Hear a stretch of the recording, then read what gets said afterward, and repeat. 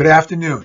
Peter Klein, Chief Investment Officer, co-founder, ALINE Wealth, with you today to discuss the current market conditions that we are seeing in the capital markets and how those are guiding our decisions and our work that we're doing on behalf of our clients.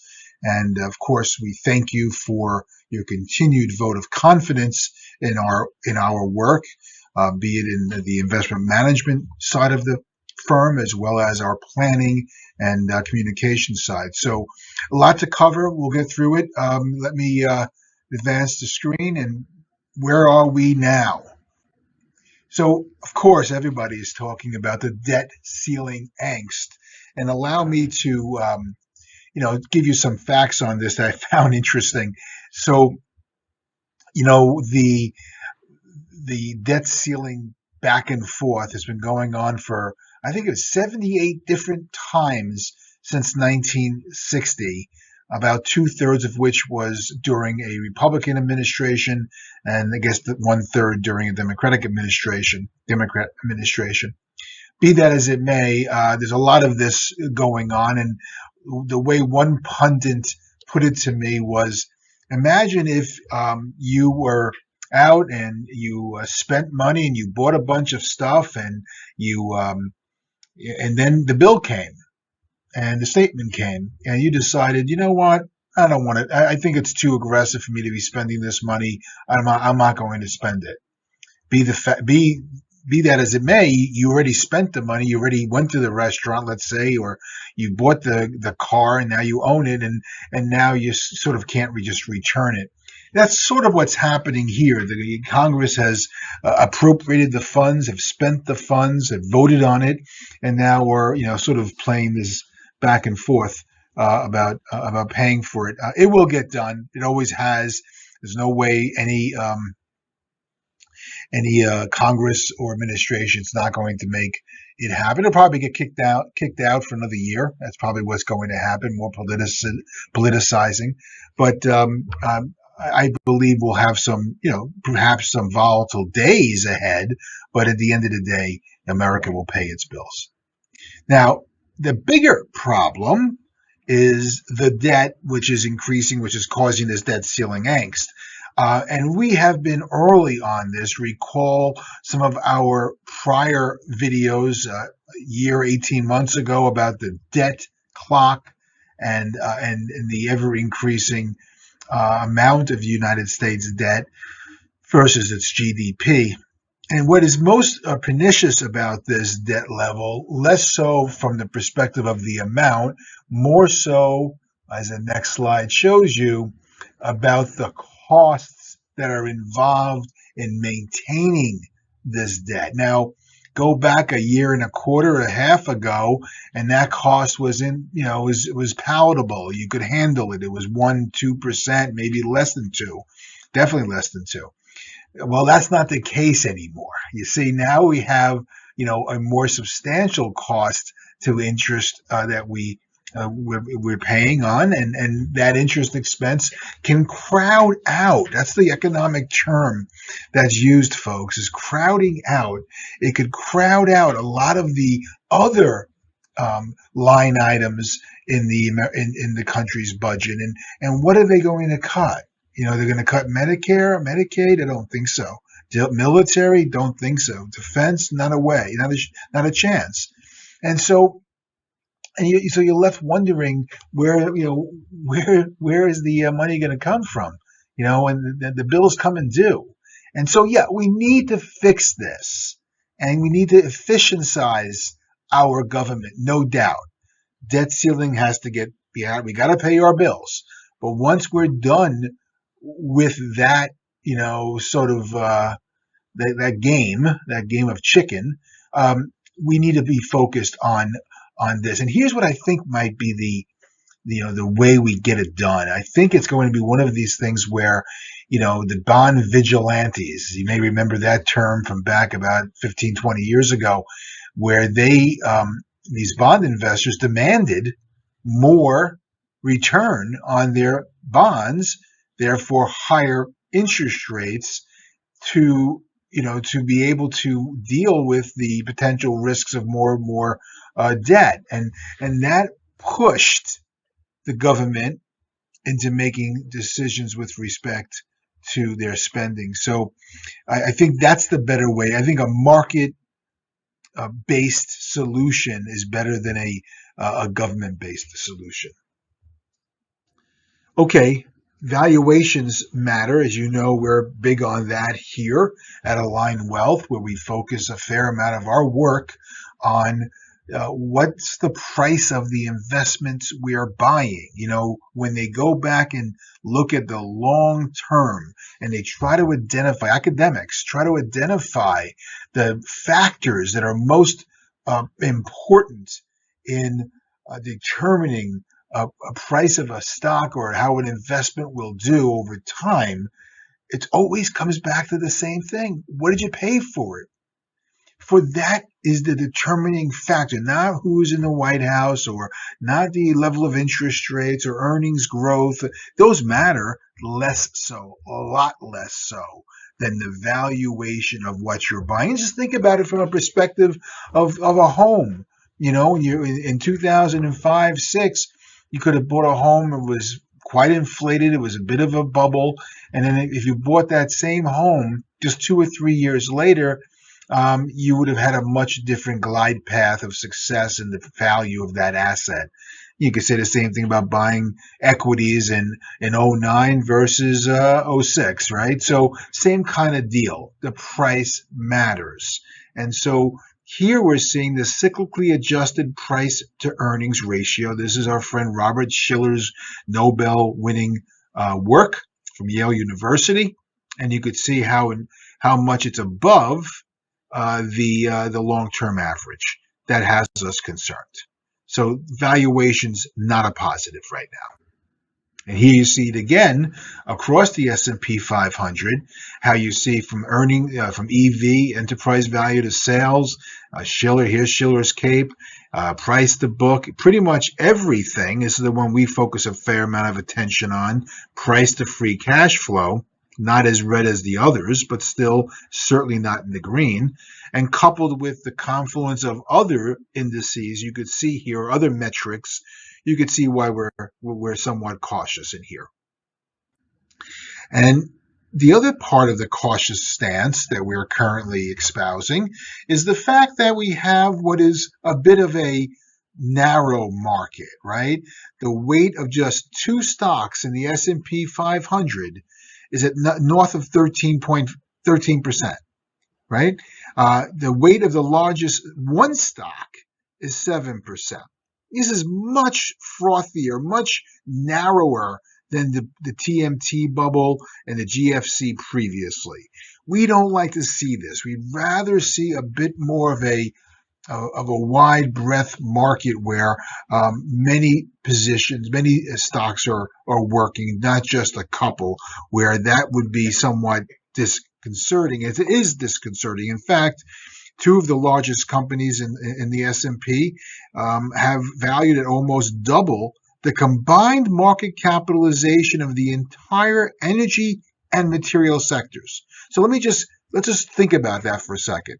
You got the entire energy sector of the S&P, probably close to 20 stocks, 15 stocks, and materials, right? Combine them together, those 30 or so companies, maybe more, are valued less than the 2. Moreover, one of those stocks, and again, we can't repeat names on these types of videos for compliance purposes, but I think you get what I'm saying. One of the companies is worth more than the entire Russell 2000. So you're seeing things here that have us concerned and give us, pause. When we're focusing on the entire market, and we're finding some opportunities. Case in point, the S&P 500 equally weighted index, flattish for the year, versus the market weighted with the big ones making a big impact, is up almost 8%. That is disconcerting. That has us concerned, but it also gives us the opportunity because it tells us to stay away from perhaps the biggest companies and focus more on the second, third tier of company where you might be able to find something with less froth and more value. Same thing here. AI, right? Listen, I love it. So cool. Love it. It's changed lots of industries, and it will continue to change lots of industries. I live with it every day through my son's insulin pump, and it's certainly has saved us a lot of concern and worry, and again, very much a fan of what it's bringing to the world. Artificial intelligence, machine learning, Internet of Things, connectivity, all great stuff. I can't tell you how many times, how many hours it saved me on just doing some basic tasks. However, going back to our prior slide about price and valuation, you have to put a skeptical eye shade on, right? I mean, this is a graph that shows you the AI-related stocks have driven all the return and then some so far for the S&P. And you can look at the differential there; it's pretty substantial. So that has me, that's a bit of a bubbly thing, and I've taken the name out of this company for compliance reasons. But here's one of the sort of premier AI companies, and you can just see currently traded at 90 times earnings, non-GAAP, 66 times forward, right? If you look at that same company from a sector median basis, it's 400% more than its sector median, 231 more than its sector median. 5-year average. The 5-year average PE for that company is 48. It's 90. 43 forward, 66. How about from a GAAP perspective? 173 times earnings. Yeah, okay. I'll jump on that bandwagon. Sure. That's a good fiduciary thing to do. Put your client's money into something trading at 173 times earnings. Yeah, that's defensible. Not. Let's understand what's going on here. I love technology and innovation too. I just don't want to pay up for it because I know there'll be times when you can buy it less expensively, when you can buy it when the probability of success is on our side, not the momentum trader side. That's important, guys. Where we are finding some opportunities, and we are, international. Check this out. Look at the yellow that's showing you the performance of the United States outperforming the international markets 8 out of the last 10 years. And previously to that, you saw the yin and yang of this chart, where you would see international, in the 80s versus the S&P, and then they come back, and then the S&P. So you saw the back and forth. But since the great financial crisis, probably because we were navigating those waters perhaps a lot more efficiently than what Europe and other countries have done, we were able to outperform for a stretch of time. Great. I love it. I drink at the same trough of American exceptionalism as many of you do. However, we have to be aware of the valuation disconnect. Next slide. And why we think there's some opportunities in Europe is because they are trading cheaply. These are 150-year-old blue chip companies. They've been around for a while. They operate in every country, but they're trading at a fraction of their U.S. counterpart. I think that's an opportunity. You buy some great companies on sale. That's how you do well. You don't do well by chasing. You do well by buying low. And you can see here, this is the 10-year average, and you have, the current price is here. This is the range, and this is the average. So look, the current price in almost every instance is below the average, right? That tells you something. It tells you there's opportunity. Now, it may take some time, but that's where the patience comes in. But you're buying with a margin of safety. You're buying something that's worth X for a third of X. And when you do that, that margin of safety should give you comfort that you're not going to be whipsawed. Whereas if you buy it on the top end, you can be. We like the electrification theme. We see this as a long-tailed opportunity. We see lots of interesting picks and axe companies, the ones that are doing the work. And there's a lot going on in the transition to the electric economy, if you will, and renewable economy. And a lot of money is going to be spent doing this. This is in trillions, by the way, trillions. So a lot of money flowing, and you find the companies that are getting the lion's share of that capital to grow the capex and the grid. You've got an opportunity there. Here's a graphic that shows you how much raw materials and minerals has to go into an EV battery. So we know there's going to be increasing demand on these products and these companies that do the work and the mining to get them. So that's an opportunity. And we've spoken about the fact that we think there is a super cycle in commodities after 25 years of not seeing disinflation. Right now, we're seeing a more persistent, sticky inflation, especially when it comes to this type of supply-demand imbalance. We haven't invested over the last 15, 20 years in the supplies of these products, and that's why it's so important to get these to understand why the price will go higher, because we don't have the supply and we have the demand.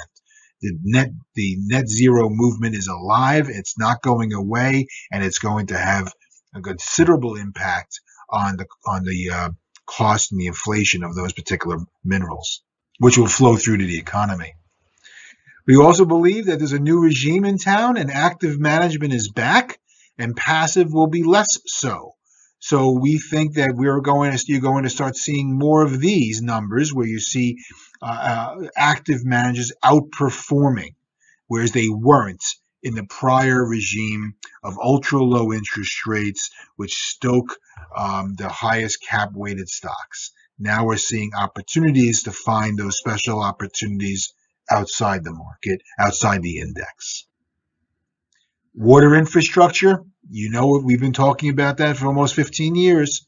What an opportunity. Great companies talk to us about our water model, our water portfolio. Love to chat with you and unpack these long-tailed opportunities of wind at our back. Look at the amount of spending is going to be increasing in these sectors, especially water. And there's great companies that we've identified that are going to take advantage of that, and will have that opportunity to have the wind at their back. The global water infrastructure is to double to $1 trillion by 2025. Huge. Now, there are some basic tenets that we never want to ignore. Number one, this all in or all out. I know everybody's getting very concerned about the environment and the debt ceiling, as I said from the top of the program, but we don't want to be trading. We don't want to be looking to sort of speculate and get in and get out. You're not gonna call it right. No one does. But you might miss some of the best days. And if you do, it could be very impactful to your portfolio, as this shows. In this first one, if you had all the days and again, this is 42 years of data. All those days invested 1.06. If you just missed five best days, you're down at 655. But the thing is, you don't know what those 5 best days are going to be. And so you can't afford to miss them. Better to balance, better to have some capital on one end of the barbell that's riskless, and some capital on the other end of the barbell that's select, actively managed, thesis-based and theme-based investments. Here's our defined investment management process, and it's important that we go through this. It's populating, as you could see, because again, one of the things that we want to make sure our clients know is that we have a defined process. This is not throwing darts at a wall. We understand our client. We drill down. We understand who they are, both financially and emotionally. We develop an investment policy statement to codify those policy directives. We look at asset allocation both strategically and tactically. We look at macroeconomic conditions. We have a passive as well as a satellite portfolio with proprietary models, and we stay in touch and we report about that. Fundamental research and analysis, doing the hard work, accessing a thesis in the macroeconomy, reading and studying and finding independent voices, attending conferences. This is what we do. This is the hard work of investment management. This is what a fiduciary does. This is what wealth management is. It's not being a robot. It's not plugging in and doing some kind of AI.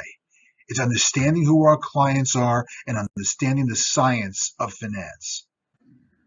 And of course, staying communicative with you, staying in touch, proactive empathy, making sure our clients know exactly what we're up to and exactly what we're up to and what we're thinking and staying in touch with them. Thank you. Thank you for your vote of confidence. Thank you for the continued referrals and capital that you've entrusted with us. And we look forward to staying in contact. By all means, if there's anything you need from us, feel free to reach out. Thank you very much, and have a very happy and healthy Memorial Day weekend. Bye-bye.